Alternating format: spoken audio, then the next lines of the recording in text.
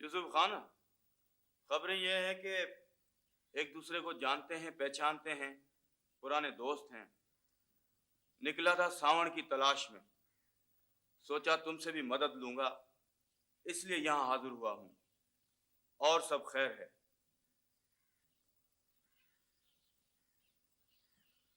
धन्यबख्श, तुम हमारे बहुत पुराने जोलीवार हो। सावण तुम्हारे सामने बैठा है, खुद बात कर लो।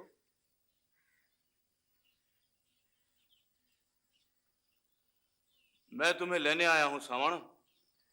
मैंने अपनी जमानत पर तुम्हें बड़े साईं के हवाले किया था, मगर तुमने मीरल से भागकर मेरी जिल्लत करवाई है।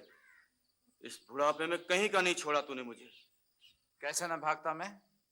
तुम खुद जानते हो कि उससे मिलकर बड़े साईं ने मुझ पर जमीन तंग कर दी है। झूठे केस करवाकर पुलिस को मेरे पीछे लगा दिया। मैं कत्ल नहीं करना चाहता था, पर ये मीरल और बड़े साईं की साजिशों से कत्ल हुए हैं, और मैं मीरल को नहीं छोड़ूंगा। मीरल का इसमें कोई कसूर नहीं है सावण। मीरल ने जो कुछ किया है बड़े साईं के हुक्म पर किया है, और बड़े साईं को मेहरान खान का कहना था। समझ लूंगा बड़े साईं को भी मैं, लोगों की आंखों में मिट्टी डालकर जो काम करता है। देख देख सावण, मेरे मुर्शिदों के नाम कुछ न कहना। मुर्शिद? कारोबार खुद करते हैं और हाथ हमारे काले होते हैं। देख सावण, बड़े साईं को नुकसान पहुंचाने की कोशिश नहीं करना।